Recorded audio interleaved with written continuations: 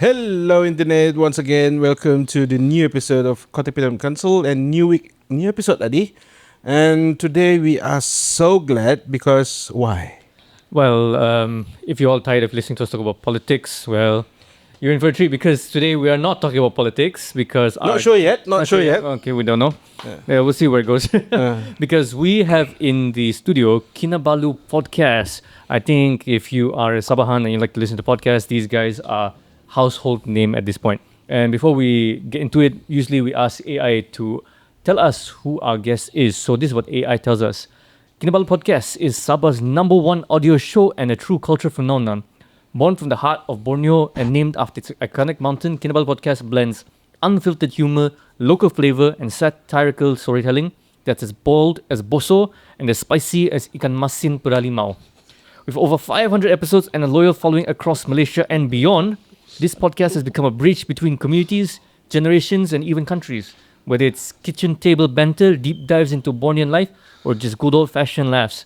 Kinabalu Podcast is where authenticity meets entertainment. So buckle up, koto hodan, and let's dive into the wild, witty world of Kinabalu Podcast. So, Ini bukan kami cakap Ini accurate kan tak? Aku tahu adanya. ini saya guna co-pilot ni. So, guys, accurate or not? Bahasa-bahasa tokek sama cicak tu tidak termasukkan. Probably lah. To sum up everything, I think yeah. Yeah, we do everything and everyone, something like that lah. Yeah, I mean we go to every. Yeah, Part one, every single one. Actually, quite true lah. Quite true. But it's too long to sum up about us. Practically, I mean, we are just a podcast like Sabah. Yeah. That doesn't have like genre lah. Right? It's Sabah's #1 podcast regardless, bro. I think you know when we started to change from we call ourselves like initially Tadapurnet last time, but it doesn't feel belong to us. Not to us, but you know people when dorong cari podcast, dorong akan cari what local to them first before anything. So bila kami letak itu nama, the nama doesn't resonate to Sabah. We want to bring Sabah along together. So I said, kami check Kinabalu Podcast, tiada orang buat. So sebelum orang ambil, kami ambil lah. So we took that Kinabalu Podcast. So people, straight ahead, kalau dapat Kinabalu Podcast confirm dari Sabah ni, like that lah. Then better kau sambung terus macam mana the ideation of creation of KP ni. You see. That one we. By the way, my name is Ricardo. By the way, Yeah, my name is Kenny. yeah, Super legit. I created that one lah. Yeah. that's super legit. Yeah. So what happened was it was back in 2017 we met for the first time lah during a course during kami punya work lah, kind of thing. So we sort of hit it off by saying bad things about the pencerama. So then this idea about, hey, you are pretty good in English, so you know what I want to try and start a internet radio. So Which is lame. which was cool at the time. Radio cool on that time. internet. Yes. Kononnya lah. Boleh masuk XM FM lah begitu kan. XM radio, something like that lah. So fast forward So fast forward 2020, the pandemic happened and I guess Ricardo was bored. So he tried to put out, I think lagu dari Lagi Podcast. It was just an audio for him. He's just trying out podcasts. After that he brought me in and terjadilah ini cerita Dapurnet. And then fast forward again, Basically we are on my wife punya kitchen table lah. That's why So- cerita Dapurnet lah. Yeah, so there were burgers, there were soto. Oh man, those food lah. nasi kuning and all that. So we talk banter together with Faisal that time.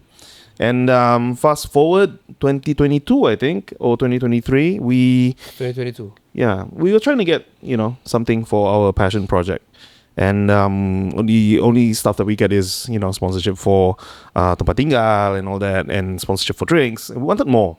And motivation was down at that time. And then we tried doing something that we never thought of doing, which is getting into TikTok. And we did joke. We almost quit, by the way. Almost quit. Yeah. We almost stopped because it's not bringing any money, like pocket money at least. So we did TikTok. It flew, especially the lembu apa yang orang cari. So it was Lamborghini lah. Yeah. Laugh lah. laugh. So from there on, Kinabalu Podcast took flight. We actually we tried. Hold on, let me just maybe don't know. So, Go ahead. Okay, banyak lembu. Lembu apa yang dicari orang? That was the question, right? So I was like, Lembu apa yang ramai dicari orang? ramai dicari orang. So si Kenny was like, he don't know the answer. So Yeah. no, lembu gini. Then I look at him, he look at me and he burst to laugh lah. So actually the right answer was banyak lembu apa yang ramai dicari orang, lembu yang hilang. Yeah. So yeah, materialistic sikit lah. Jawapan lah. But it flew. Yeah. Yeah, well, pretty much the first video that flew. So Kita that hari 7K lah that time. gila lah. Followers. Yeah. Gila lah that time. So Bangga. it was fun. And now it's like how many? 72? 72K. 74.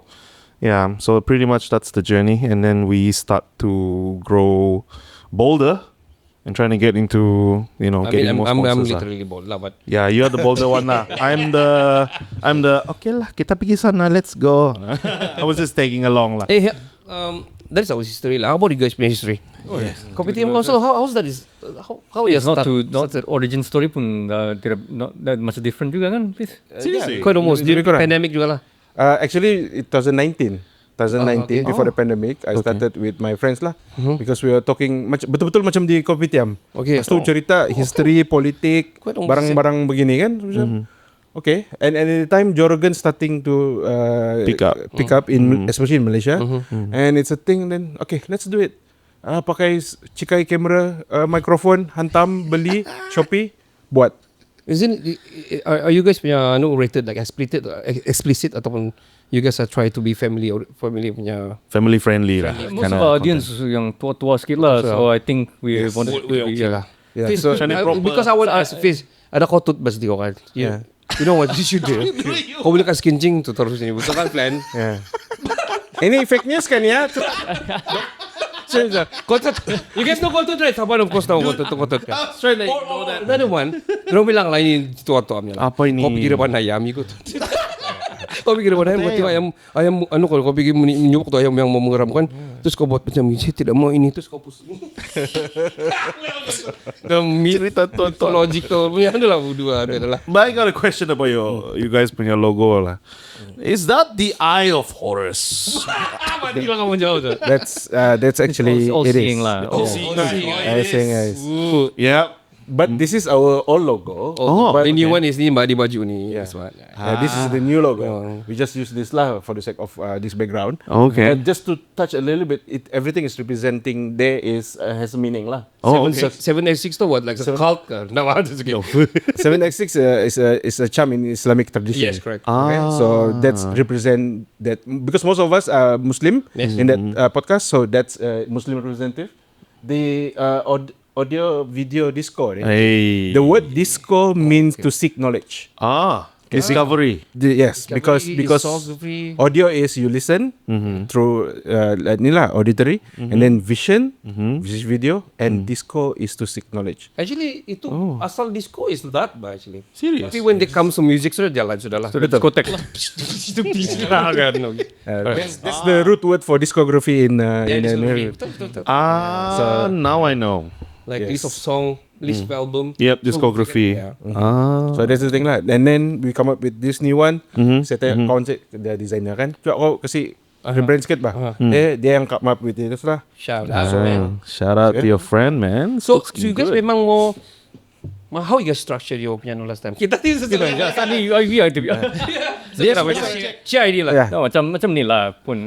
He's the mastermind lah pasal Kopitiam Council. Okay. I used to have a podcast with my friend. Okay. I was still very young, like what, 22, 23 ke. But still young. Still, yeah. Still, yeah. I don't know if they're still young lah. Turning 30 next month. Still bah. Tapi still, then we talked about youth issues Still hot semua. stuff. Bujang. Dodo mesti bujang.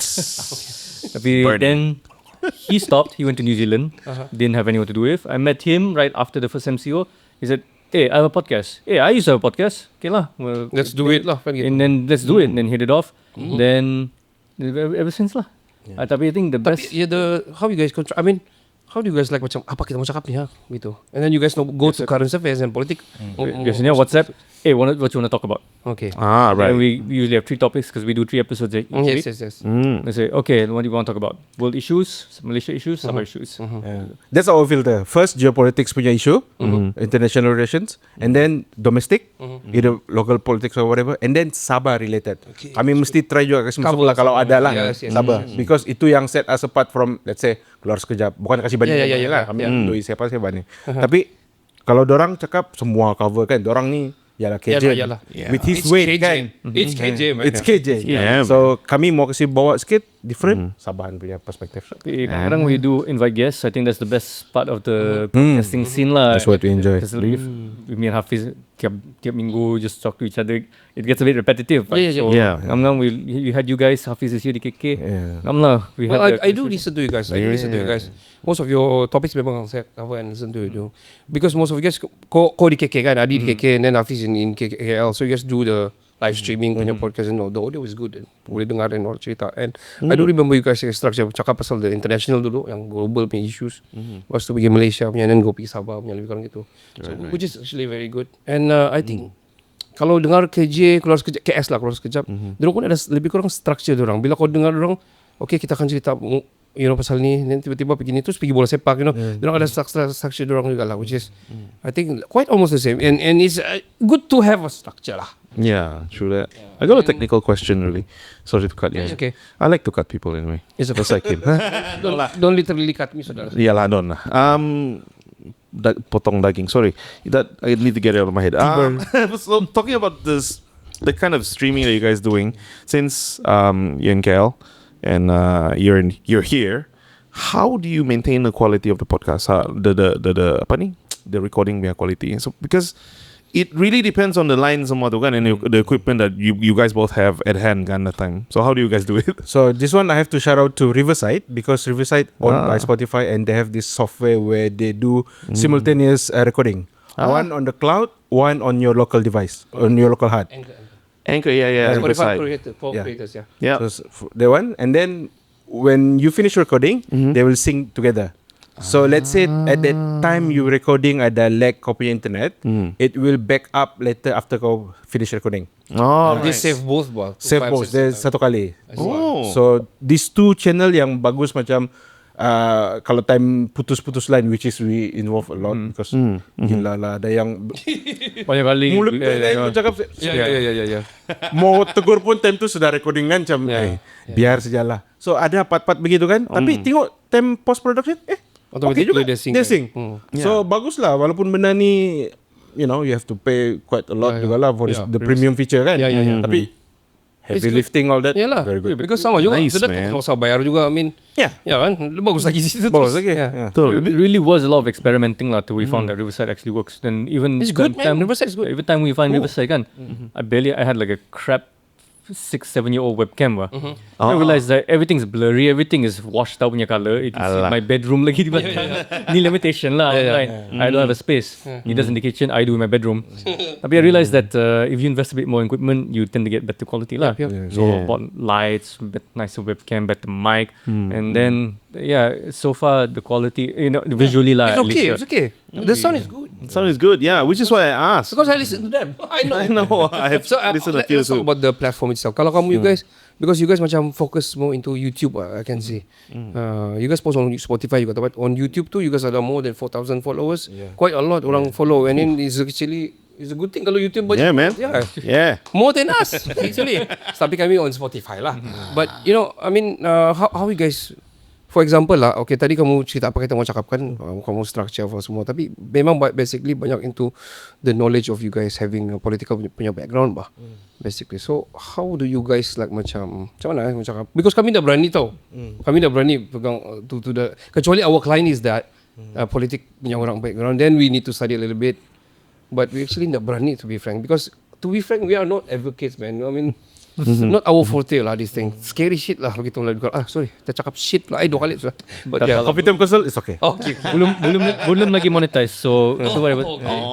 Mata Riverside mau sponsor, tolong Yeah, boleh. Riverside. Kan balik-balik nak sebut sudah. Dia So you guys macam, you guys pick up the kira very scary juga punya genre lah. Memang scary, and half the time sometimes I don't really feel confident in what I say, but I feel like I have to say it anyway. I mean, like for the Malaysian Sabah politics, we feel a bit more confident because directly we interact, we talk to our friends, we read up what's going on, then we just give our opinion lah. Someone has to give their opinion about this. Right. The international issues side can be quite tricky. Sekarang semua geopolitics, everyone has taken a side. So that you say something they don't like, ni orang dah, you piece of shit punya orang lah. What do you know kan? So I mean, it's quite inconsistent juga lah, the level of quality when it comes to the research. So but we do whatever we can. Haffiz says, let's talk about this. Okay, baca sikit lah, see what I can do. Then that's from there lah. We just read whatever we can. Keep our ears close to the ground. That's a good thing about podcast, man. I mean, your idea kan, what do you want to say it. Kalau salah, I mean, it's depend on people who want to accept or not lah. Gitu kan. Betul. Because for me naturally I'm interested in all of these topics. Yang boring-boring semua ni orang tua-tua baca newspaper. So maybe that's why our audience also like 40 and above lah. We are not complaining. We still like you guys. Yeah. The uncle that's always listening to us, we appreciate it. Yes, but like it's a second nature for us. It's something that we memang cover a lot. Kalau jumpa kawan-kawan pun di KL, pergi cerita benda yang sama juga. Itu juga kan. Yeah. Kalau macam suruh saya cerita pasal benda lain, saya tidak tahu muzik, saya tidak tahu pula. So better, and we never claim that we are expert. Yalah. So whatever that we say is just a commentary of a certain issue. Let's say Palestine issue, whatever. We never say we are expert in certain whatever. We know the law. No, we don't do that. It's just our personal opinion. Yes. You like it, go on. Yeah. That's the disclaimer, guys. But kamu pula macam mana? Kamu tanya pasal structure tadi. Kamu macam everything under the sun kamu cover kan? Structure all over the apa boleh wah. Everything goes, man. So what's your structure dalam KP? Okay. Kami tunggu the clients itself lah. Kalau client kami tu is like, for example lah WWE lah kan. Sorry, itu Wrestling. Kinabalu Podcast. Mana Kena cari kau Legoldas. Mana kau tahu Triple H mau dah tahu. Mana si Kenny ni? Dia bilang mau lawan tangan sama saya. Mati mic phone. Itu mic phone. So basically kami tengok the clients lah. Kalau the clients memang selalu usually diorang pun tak tahu apa. Kalau first timer lah diorang dah tahu. Diorang minta soalan gitu kan. So kami akan generate questions bagi diorang as a macam guidance begitu. Then after that diorang akan bagi balik. Kami mau kasih libat yang ini juga soalan-soalan. Macam the WWF tu kan, it's very tricky, you know why? Because diorang ni, hidupan liar and kan, it's a lot of fact-based punya benda juga. Tapi actually they advocate people to pre-advocacy campaign punya supaya orang ada awareness untuk pilih wakil rakyat yang berikan orang bilang awareness tentang nature apabila diorang buat diorang punya campaign. So it's very tricky, man. You as a podcaster to promote is very hard. Betul. Macam mana diorang WW tapi mau kasih how ni but we like the challenge lah. So we took the challenge and diorang ada ambil 4 episodes with us juga. And so basically kami tengok klien. Kalau klien tu WWF, then we structure it. Apa yang dorong mau kasih keluar, yang dorong perlu mau share. So we structure from there. So kalau kami sendiri sama Kenny, which is basically we don't really do that much sudah sendiri. Yeah. Because sendiri kamu edit sendiri. So tiring lah kira. Tapi we have to do it juga lah. Ada juga we do it lah. So for the money, yang guest kamu money tadi. Yang guest kamu jemput tu, kamu run through question sama dorang ke? Ada yang minta run through. Ada yang minta run through. Mostly lah run through. Ada yang minta run through, ada yang tidak. Tapi saya kasih tahu juga lah. Saya bilang, I talk to Ken, dorang minta pun sama juga ni, kita lari juga. It was always like that. We never like go back to the memang dia lari. And they're okay with that. And they're okay with it because kau terpaksa dorang punya vibe. Kalau dorang tiba-tiba cerita pasal ini kan, like for example the current for example the ni lah di coming summit ni lah, coming Asian di Malaysia kan, for example tu cerita satu and they build up sudah tiba-tiba dalam question kau nothing to do with that, takkan kau tanya tu soalan tu kan. So you have to follow dia punya flow juga lah. And for us I think it's kira structure lah kita. Semua hancur je. Basically clients lah. Tengok clients lah. But basically having that pre-prepared question kan, it's like a safety net for you juga. Because there were a few times yang when the guest only answers when you question them. Yang dalam tu question Yes. So it sort of kalau habis topik kan ada lagi kah. Kalau nak we'll take a break for this part and then let's go to the toilet and discuss. It happens. It happens to me kan quite a few times, quite numbers of time lah yang Yeah. So kira dia jawab apa yang di situ saja kan. Then sudah habis. But there's like macam mana half an hour 45 minutes kan. I take that kind of, I post on ChatGPT kan, said give me other question than this question. Can you expand this 5 question to 25? Sort of like that. Okay, saya mau tambah juga pasal I see you guys, you start really from scratch punya podcast kan. I seen We did. Majulah podcast di Sabah. Biasanya it's people yang already established, they have a bit of connection, have a bit of money, and so they can transfer their influence over to the podcast kan. Yeah. But you guys start really from the beginning, zero. You built up and now in Sabah's #1 punya podcast, right? So how was it like operationalizing the whole podcast itself? Like now you guys have clients sudah, sponsors semua. Like how do you turn it from just hobby until full operation? Well, we fuel up our by macam mana macam apa? Kita punya passion Yeah, we feel the passion to kasih monetize dia lah. So that's the thing yang bikin kami want to do more. And we try not to do kalau tiada. Because dulu mungkin ialah, even though you're a big name, you're a big F yang tiba-tiba mau masuk, dia big F ni, kita mesti ambil ni, so we can ride ni gitu kan.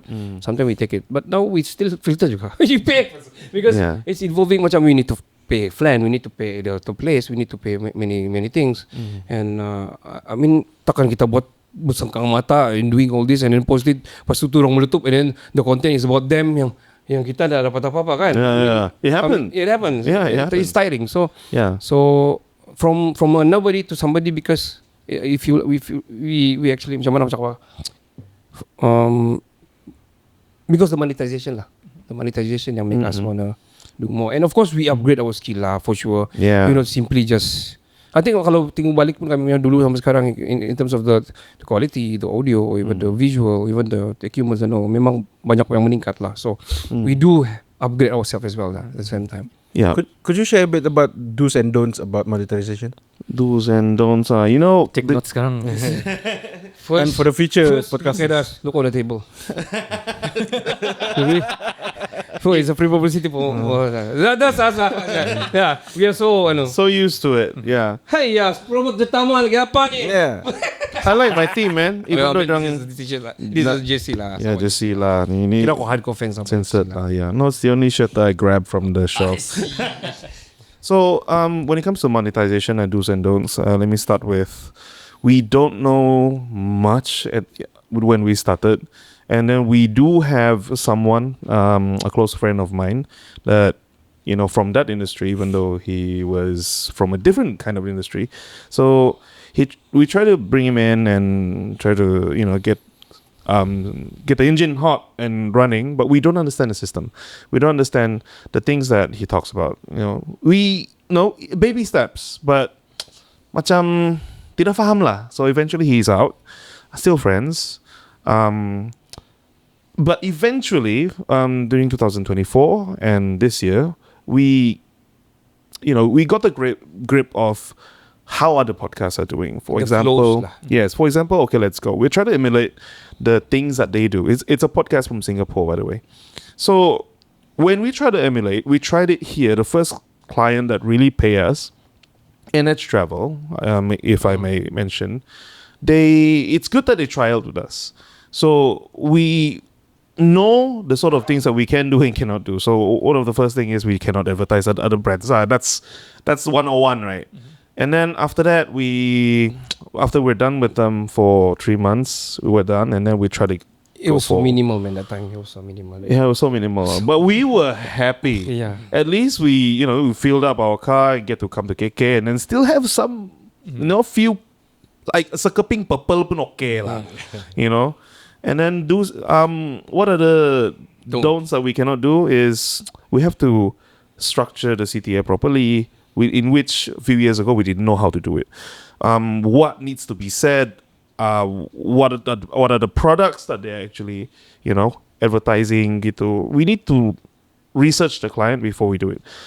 But kalau macam product yang doesn't really vibe with you, doesn't really sync with whatever that you do, comes in, but they're bringing in a lot of money, it's a moral issue as well. So money you can see. Yeah, I know. I'm half Chinese. You can't blame me. You can't blame business minded now. So if the money is good, but then the product that you no, I mean the product that you want to.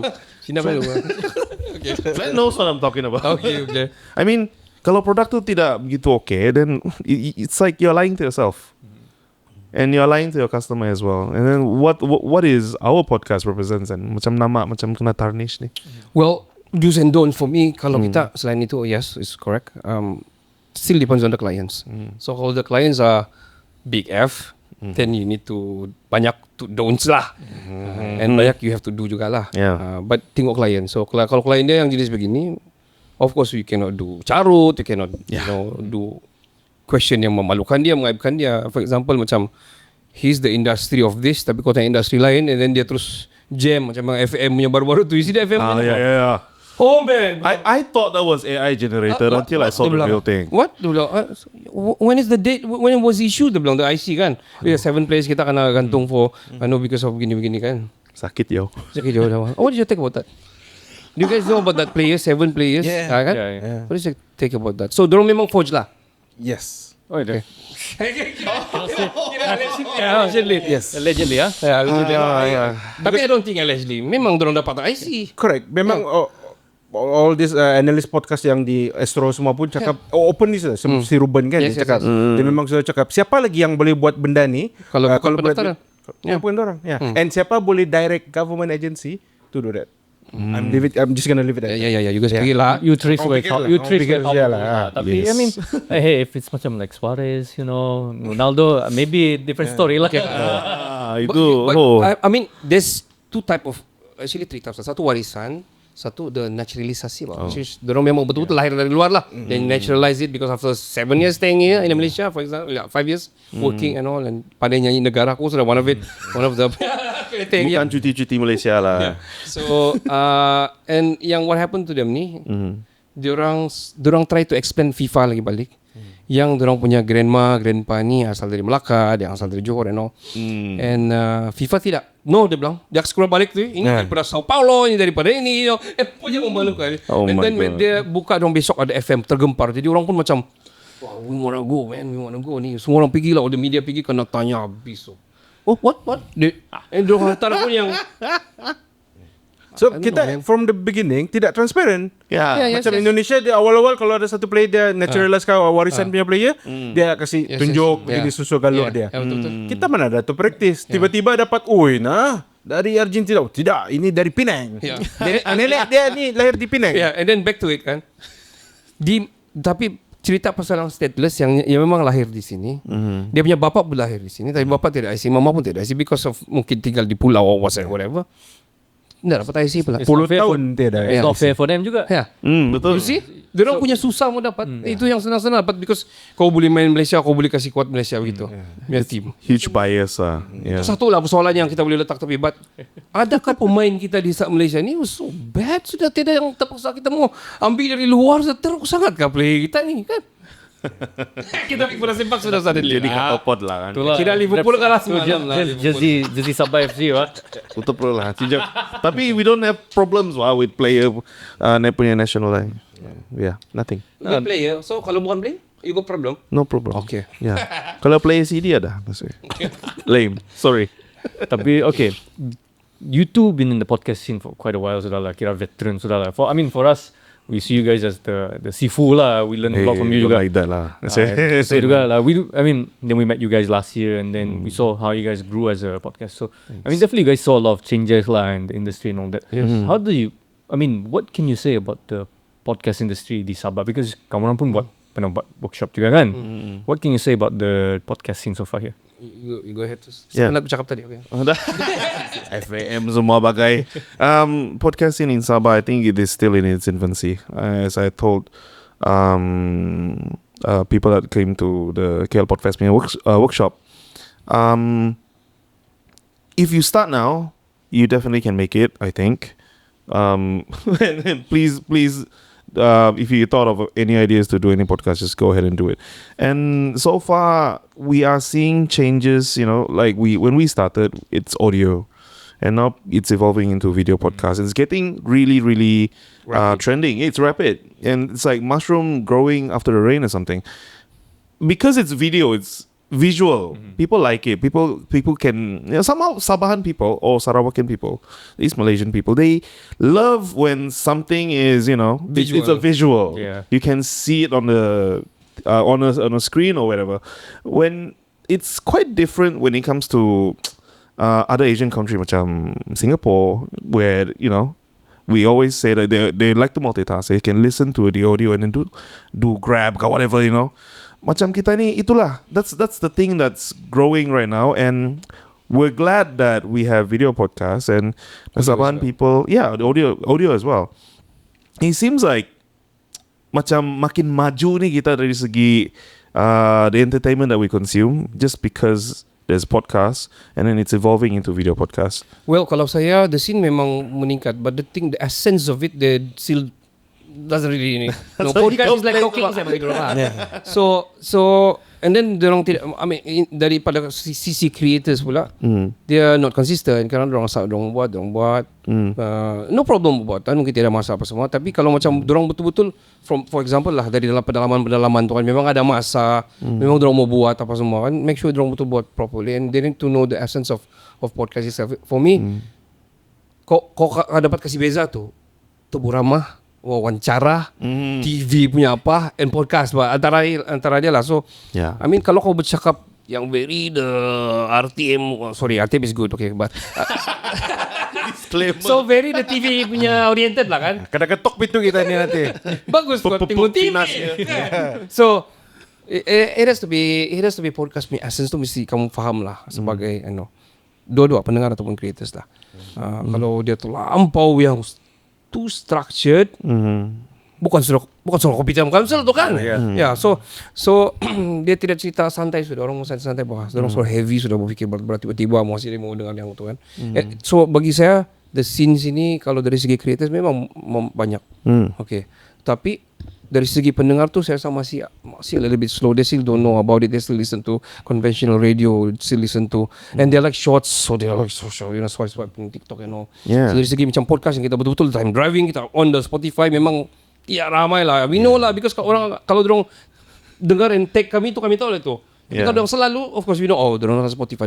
Kalau macam yang kami dengar Kinabalu Podcast, kita tengok YouTube, dia tengok, bukan yang Spotify kan. So we still don't know lah. Kita masih, they still don't know lah how to consume podcast, to be frank. Betul. And let me add on, when it comes to, audience is the asset when it comes to monetization kan. I'm still going to talk about money, man. So I can see the ringgits in his eyes now. just do the visual on the ringgit on my eyes. So orang sini anda kan. Main lah. Because it's not going to be a passion project forever for everyone, I wanted to record and then do this forever. No, you cannot.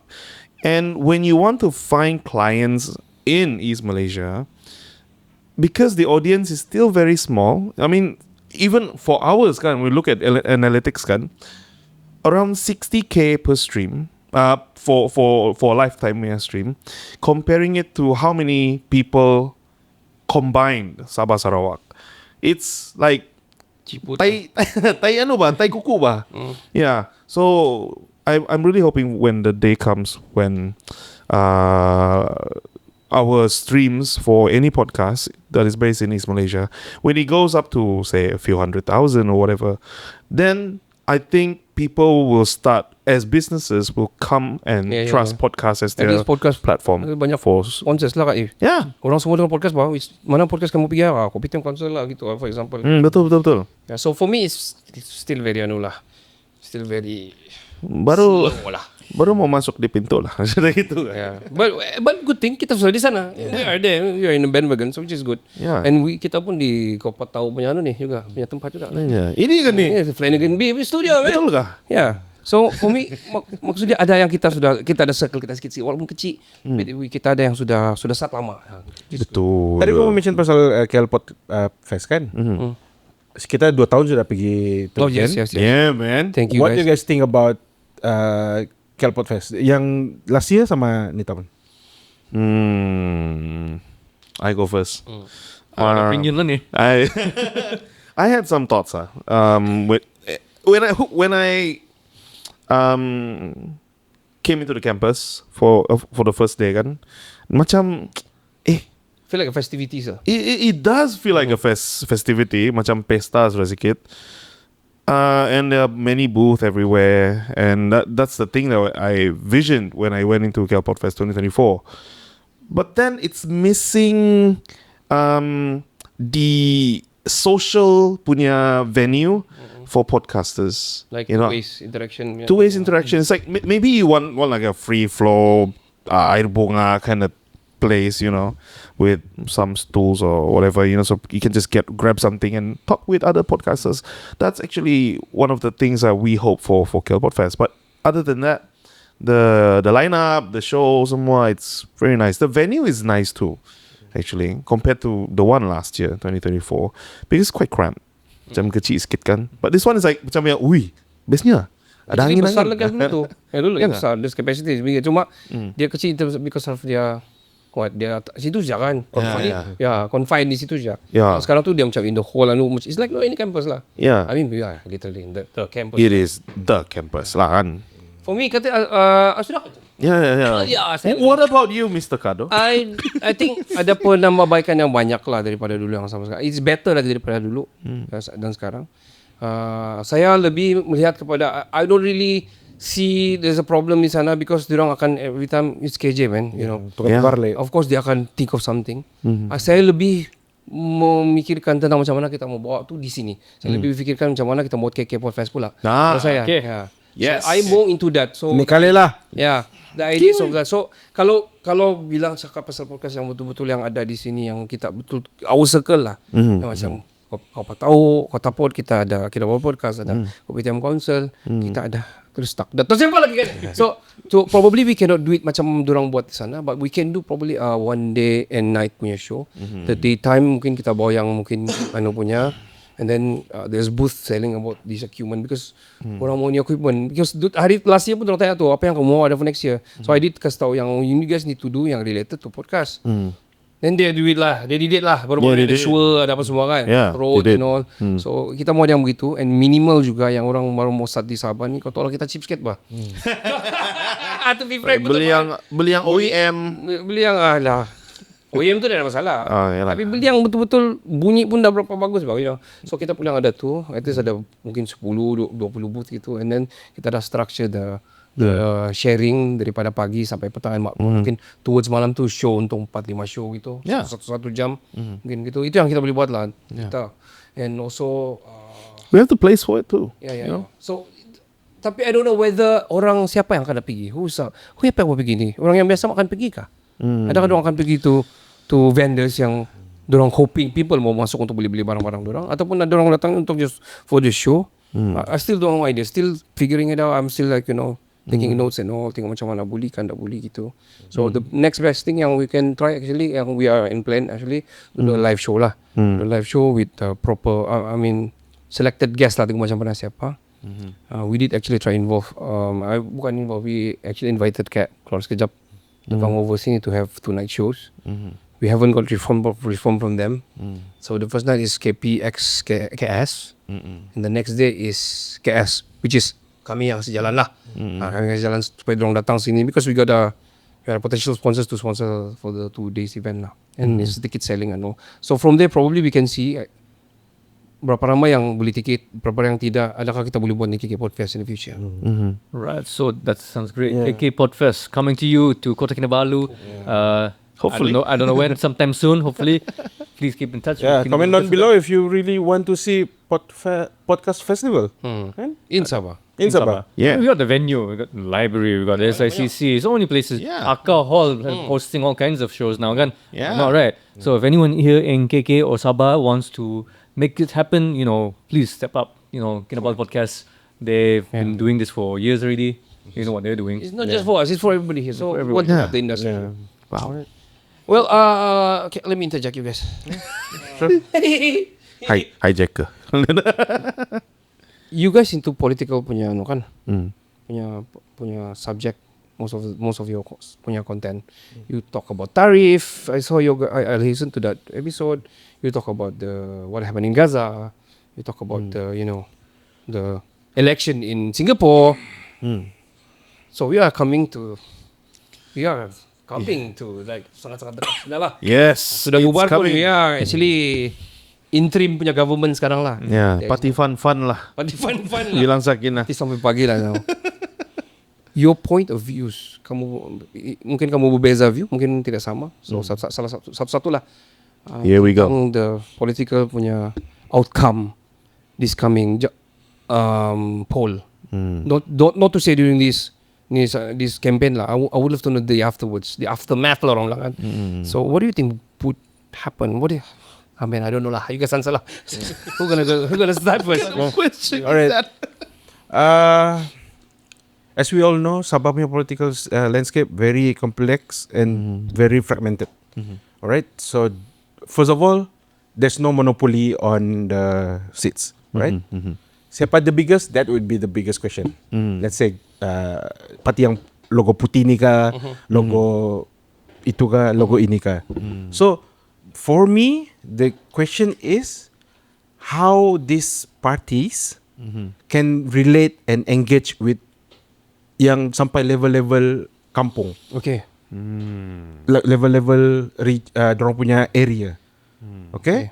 So inilah yang I think will be the key factor to winning. Because kalau kamu cakap pasal parti ini confirm menang, tidak juga betul. Betul. Kamu cakap ini calon mesti menang, tidak juga betul. So combination could be a right in a right place. Okay. Okay? Tapi kalau kau letak let's say a good calon, ini confirm boleh menang. Parti pun confirm boleh menang. Tapi in a salah punya area. Bukan saya mau cakap di mana area, tapi let's say lah di Komut. Macam dorang pun saya nak ada duit kopi ke ini. So I'm saying is the sentiment, the issues are very different especially in different places. So there's no one solution for it. So what we should look forward to is first nanti yang nomination day tu, tengok siapa calon, they belong to which party. Lepas tu after that the election tu, sudah 12:30 malam tu yang masih lagi dorang ada perhimpunan di Hayat ni sekarang ni banyak ninjaking. Time itulah kita tu Kira gitulah. stereotypical. Betul lah. Itu Okay. itu memang Apa man? kereta rasmi kita kan. Ya. Semua orang pakai itu. Okay. Jadi bila time masa begitu, itulah yang tiba-tiba sudah bersalam-salam, berpeluk-peluk. Coalition itulah I think yang very penting. Where they can meet, in the middle. Kira fight solo lah, tapi ujung-ujung bergabung kan. Lepas tu bergaduh sama mau CM gitu kan. Time campaign bukan main lagi. Kotor dorang. Nanti sudah kawan bagi kita ini.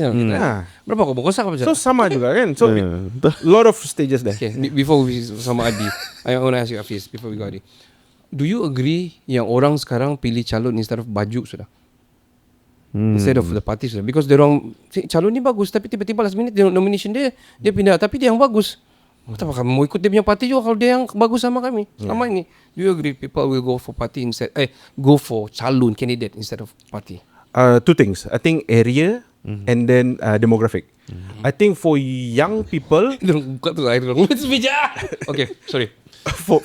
for young people, maybe they stick to what they know, which is yang paling senang macam parti-parti lah. Ini yang ada resources yang social media pun dorang saja yang susah saya mau cakap parti. Okay. Boleh kan ya? Okay. Never mind. So itu struggle untuk yang macam orang-orang youth lah. Tapi kalau orang tua, lepas tu especially di rural area, I think they have very special connection with especially all this warlord yang di kampung ini. Kau tahu kah calon sini si pacik-pacik 30 tahun sudah dia di sini. Jangan kau pandai-pandai undian kan. So those kind orang-orang tua punya cakap will seep into this. Bapak saya ni tidak pernah ni. Janganlah. Tidak berani saya mau undi. Ikut saya So benda begitu happen. So that's demographic. Satu lagi area. Kalau di bandar ni kau tua kah kau muda kah, cerita national issue lagi.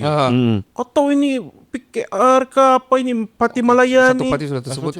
Gini baik. Ini yang parti yang buatkan kita minyak murah ni, begitu. Jadi dia kasih kait national issue sama dia sebab dia stay in urban area. So they know Budi 95 tu it's affecting him a lot. Dia tinggal di One Borneo, kerja di Sinsuran, balik-balik hari-hari perlu. Orang yang di Kuamut maybe dia pakai tu Budi tu Satu hari satu kali je. satu bulan satu kali saja. Yeah. So issue based where you are pun Yeah, very areas. important. Okay. Wow. How about you? What do you think? No, saya setuju dengan si Haffiz because we talked to a lot of people so far kan, and we have all come to the same conclusion. Yang paling penting is ini lo pilihan raya kan.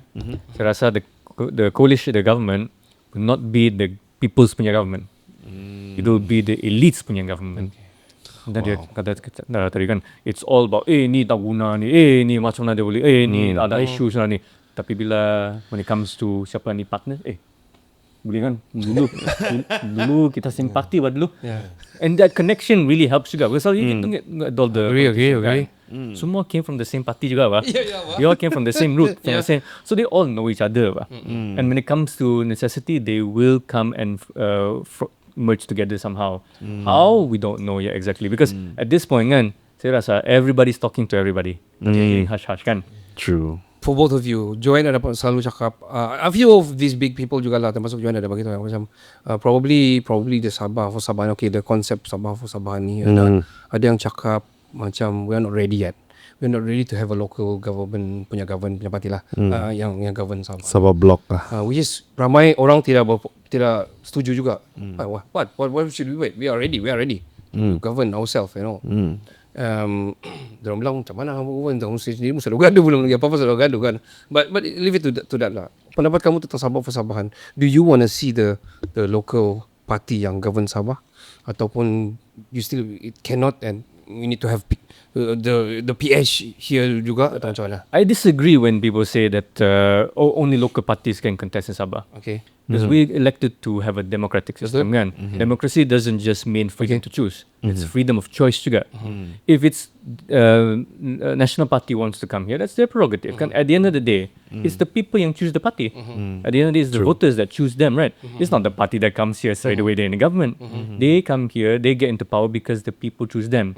So to deprive them of that right is depriving choice and variety from people. Maybe people in the urban area, like you said, they look at more national issues. And who brings up national issues more visibly? It is the national parties. Yes, national absolutely. Parties. So it's a taste for everybody. If you want local parties that talk about local issues, then you vote for a local party. We have so many parties in Sabah, all different shades and all different varieties, all appeal to different kind of demographic. So it's really up to the people to decide. You cannot say that, you're a traitor because you vote for National Party. Because maybe for me, I care more about what the Prime Minister does with the Budi or what he does with bringing up Palestine, right? More than I care about this other issue because it doesn't affect me. So this Sabah for Sabahans, right? We cannot construe it into a way that we label orang lain, the National Party, we don't want them here. Actually, Sabah for Sabahan kan, I think what we really need to look at is it just doesn't mean Sabah for Sabahans as in we get everything semua ni. Sabah untuk Sabah saja. It means we have to be responsible. Yes. We are accountable for Sabah itself kan. Sabah for Sabahans means we take what we want, what is rightfully ours. Yeah. But we have to acknowledge that rights comes with responsibility. So we have to be careful what we have. Great power comes with responsibility kan. Hey, Spider-Man. So we have to acknowledge that. Yeah, I would like to add on that. Labeling doesn't help, especially in politics. What I care about is your offers.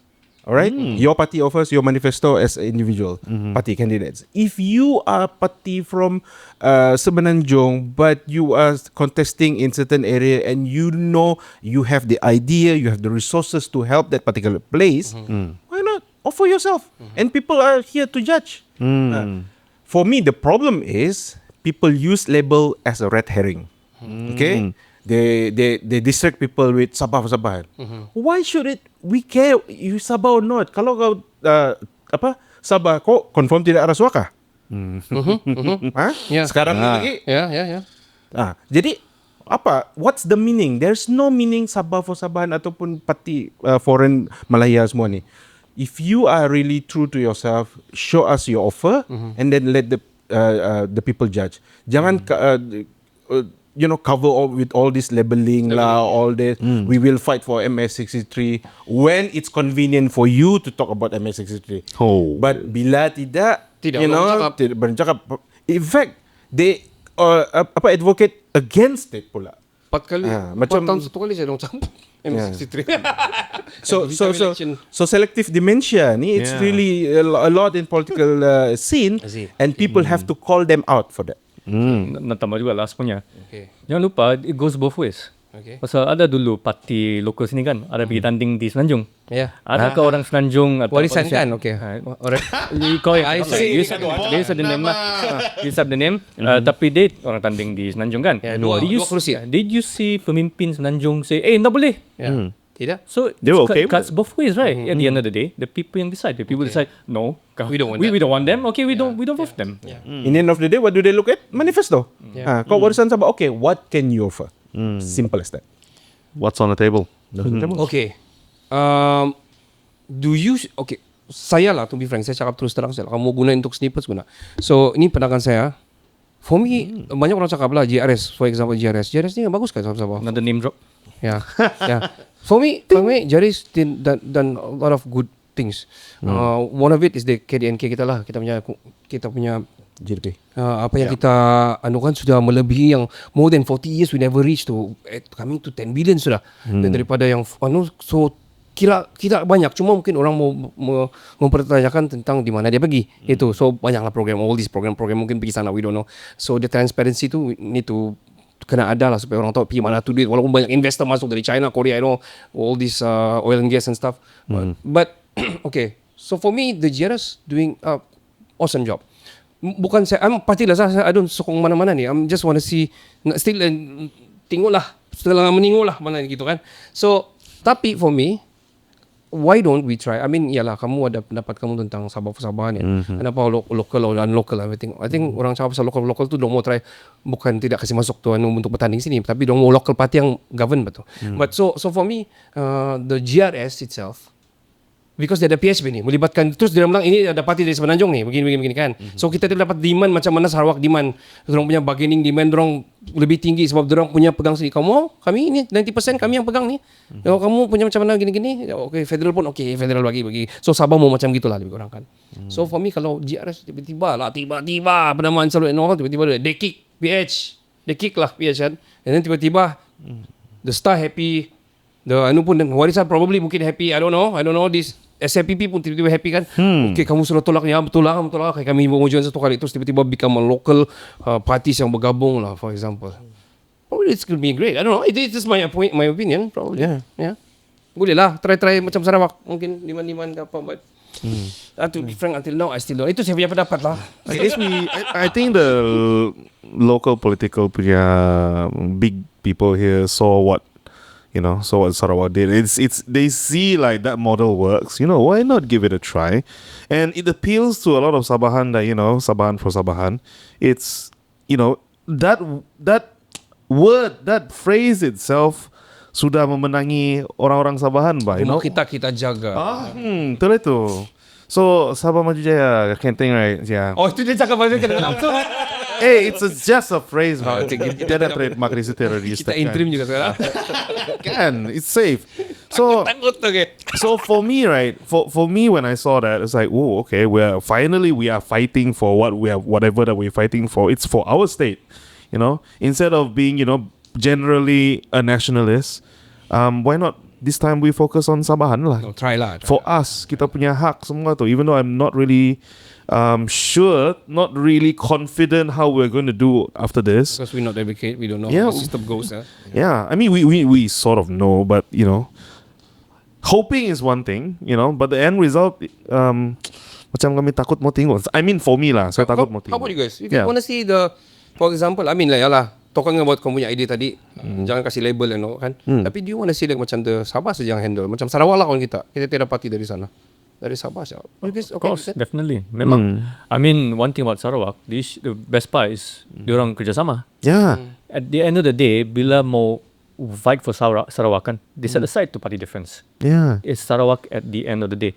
Masalah di Sabah kan, kau tahu lah orang Sabah suka claim, suka claim semua. it's like ni kau nak buat, saya yang buat, saya claim semua ni. And it goes back and back all the way back kan. You can say that kerajaan dulu dia orang dah buat ni. Kita yang buat, kami yang buat. And then it goes back to they didn't do anything, we yang did this.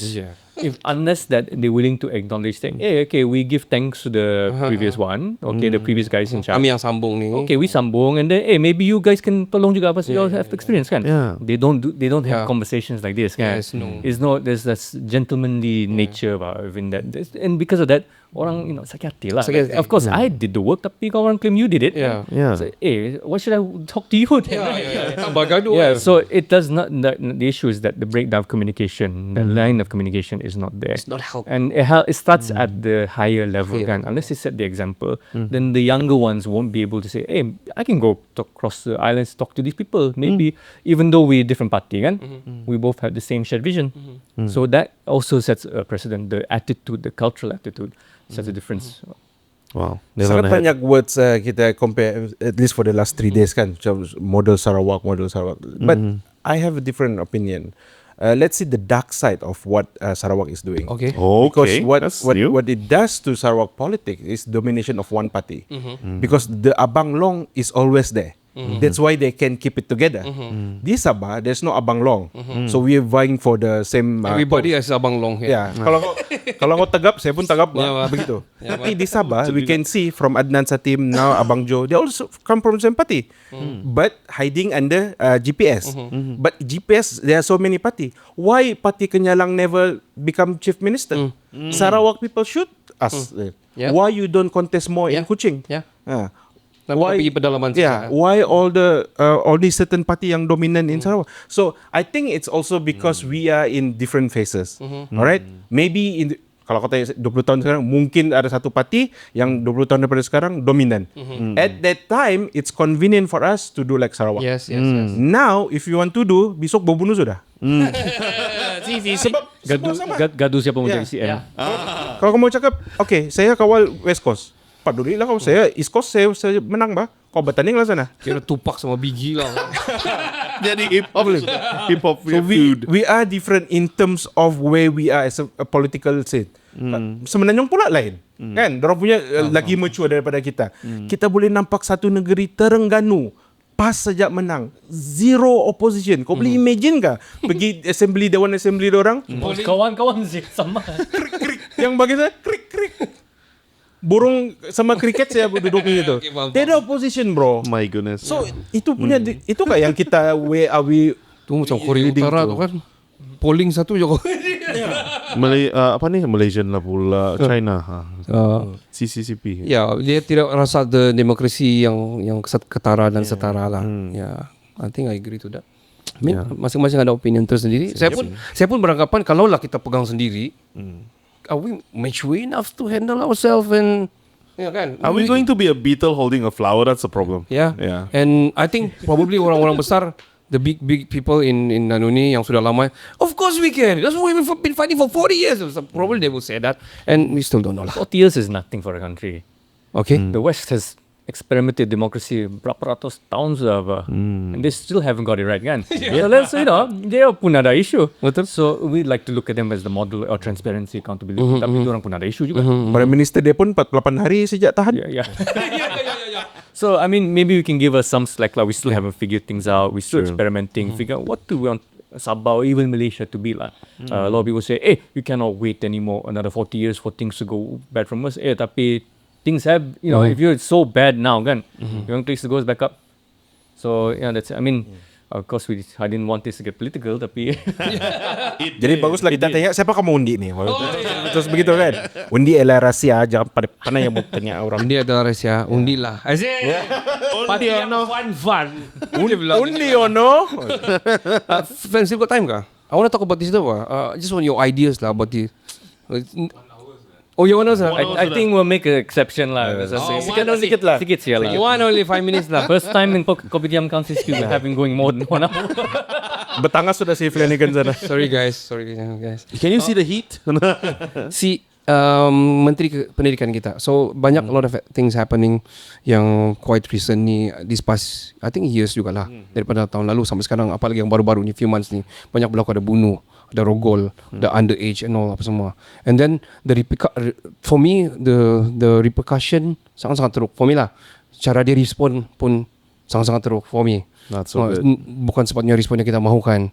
Tidak mendalami situasi bagi saya lah. It was shocking. It was shocking. We are teachers, to be frank. We both are teachers kan. Yeah. So I think we got the rights juga to say. I mean, apa salahnya mau menegur kan? Yeah. Apa kita bukan.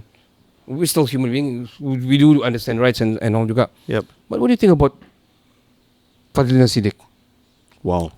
For me, Fadilina Siddiq, because she become what she become today, is because of her father, Okay. Ustaz Dato Siddiq Fazil. So Anwar owe a lot to him.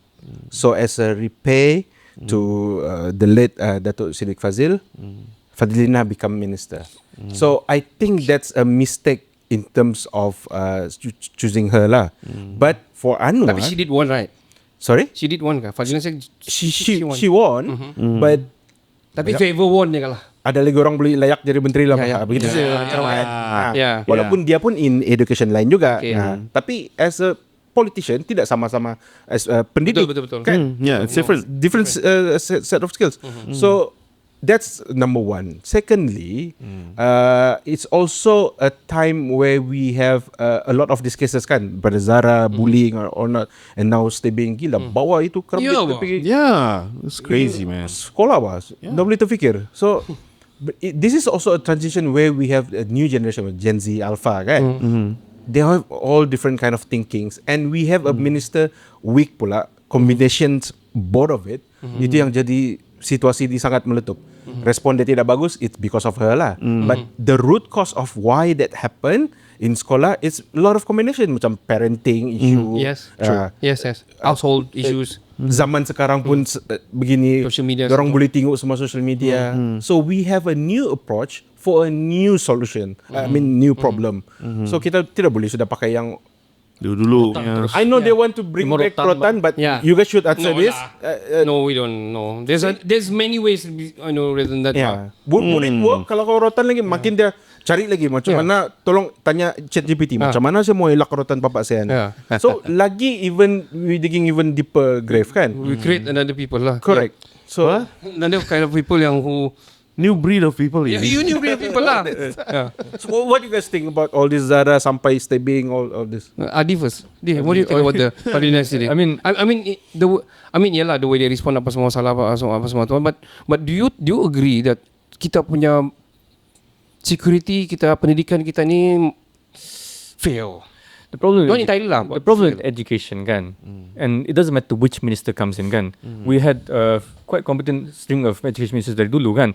Back then, the education ministry was seen as a stepping stone to become prime minister. Yeah. But the issue now is that it's become stagnant. There is no innovation in the education system. The last time we saw some like major changes was during COVID, forcing things to go online, right? That's the first time we had to like, we need to take a new approach to education. Yeah, right? yeah, yeah. But the moment lepas COVID, it's back to normal. Yeah. Everything is back to normal. And the thing is, the world is moving along already, and he mentioned this already. Yes, Kati yes, yes. mentioned children exposed to all kinds of things on the screen, kan? Everything's so readily available. Back then, kan, buat main game, kan, that's considered bad. Tapi parents bagi phone kepada anak, that's somehow okay. I mean, it's the orientation of how we see all the screen addiction, and it's not just affecting young people. Adults pun guilty of this. Yeah. Like kau bayangkan lah, how many adults here are just listening kan?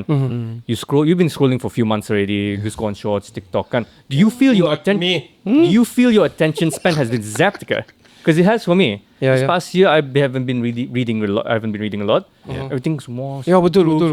Now I realize when I want to go back to reading kan, Sang susah sudah I kan? can't read more than 20 minutes anymore. Yeah. It's insane. Yes. And kids are being exposed to this at a young age. Yeah, imagine from that. cradle now Oh. to school. Imagine And that. you get influenced by all these, now they call it the manosphere, red pill movements, Andrew Tate, what have you, Yeah. kan? And they have like very toxic, Yeah, yeah. nowadays, what sells in social media isn't nuance, it's outrage. And creators, content creators, grifters, they want to make as much outrage as they can to piss as many people off because that's very emotional. And young people are very susceptible to that. It's because, young people, we didn't know any better. Kan? So we feel like more, we gravitate towards an emotional charge. Yeah, you feel up. This guy's literally talking to me. I feel seen. I feel Macam validated. habis terraut. Yeah. So it influences how Nepal. people think. It becomes easier for you to listen to this, like say, yeah, that's true. I'm going to do that. So, and then we become desensitized. So this is a very new era of issues that we are not addressing. Screen addiction, I tell you, is going to be the next mental health crisis, and we're not doing anything about it. You take a phone away from a kid, can? Apparently they exhibit the same chemical reaction as you do a drug addict, you take away their drugs. Goodness. Correct. And we're not saying anything about this. Goodness. Very So interesting. but you guys are teachers. You guys on the What do you front guys think? Your perspective. I think we talk more in the next episode. I mean, I agree to that. I totally agree to that. But I still have to, kita compare lah di Europe ataupun di Western sama di sini punya education kita friend. So, dorang sana kita masuk pukul 8, 9, balik pukul 3, pukul 4 punya jenis punya timing, which is kira dorang ni dari awal sudah bekerja to develop their critical thinking in school, and syllabus dorang pun bertambah. Mungkin dorang rasa berat lah, tapi dibiasakan sudah. Jangan jauh lah, Singapore pun sama, balik pukul 3 petang kan. So dorang sudah ada the system sini pula pukul 12 pukul kabut sudah balik, pukul 1 balik sudah di sekolah, and banyak masa dorang ni di rumah, so the check and balance untuk siapa yang lebih penting, of course penting di rumah tu lebih banyak kan masa. So to develop their brain, to talk about morality, sampai macam mana dia boleh jadi mental health yang bermasalah dan sebagainya. So my point, the system probably kita boleh mungkin bad mungkin susah bagi kita lah sebab terpaksa balik pukul 3 lah, but I think we need to change. There's something need to do in terms of satu security kita di sini. Kenapa kalau kita mau scan orang masuk? Why not? Apa salahnya kan? For example, and then dorang banyak buat screening tau, especially the teachers. Banyak dorang buat screening tau, mental health screening. Adakah kamu puas? Takkan kamu mengaku? Adakah kamu rasa kamu akan marah apabila kamu dikatakan begini daripada pentadir kamu? Tidak. Padahal kau marah sebenarnya, tapi takkan kau mau terus terang, right? You are bound to whatever, kan? Then adakah soalannya very jugalah. And then kau being honest lah, and then saya rasa begini. Dan kau kena panggil. Kau dah pergi, kau kena kaunseling, apa masalah kamu jawab begini? Kamu ada masalah, kamu mau tolong kamu ni. Kau cap saya gitu kan, satu kota baru tahu si Kenny gila, for example lah. Si Kenny ada masalah mental, dia kena panggil di kaunseling yang begini-begini. Sudah tu kan gitu kan, diorang hantar pergi apa level. Apa level gini, diorang buat kursus yang peringkat negeri punya. And orang negeri akan masalah-masalah kan yang dia punya level of yang pendapatan diorang ni kan reach to level kan akan panggil semua yang berkumpul di Meridian sekarang, semua yang gila-gila ni cikgu dia. You see, siapa yang mau mengaku? Right. And then Itu bos spesifik sudah ditahu ya. Kau cek cikgu, tapi did you check the children? Si yang membunuh cikgu tak, budak tahu yang hari tu dah. Yang tubuh budak lagi apa semua, the rage dong ada. So bagi saya banyak yang kita boleh ubah lah di sistem di pendidikan yang boleh membantu memenuhkan masa dorang, yang bagi dorang lebih orang bilang matang cepat, yang berfikir lebih. Kenny, before we wrap up? Yeah, I was trained in two kinds of system. One is Malaysian punya system. Another one is the more freer punya system where the school decides the curriculum. So I was trained also to lead a homeroom. That was back in New Zealand.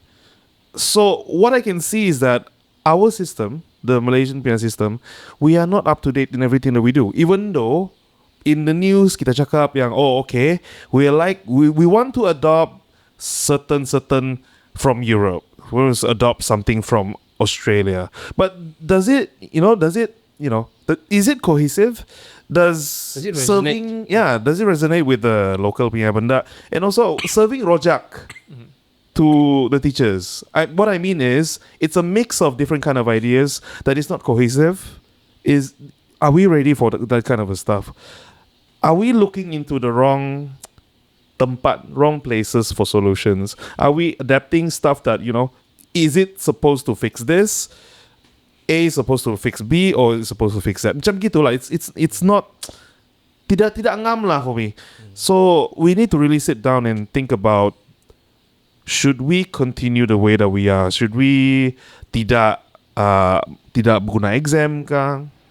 Should we Bring back UPSR ka? UPSR back? Or PT3 ka? What? Or are we understanding holistic education correctly?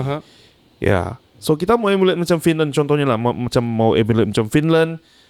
Everyone is, taught critical thinking skill, the 4 C's and all that.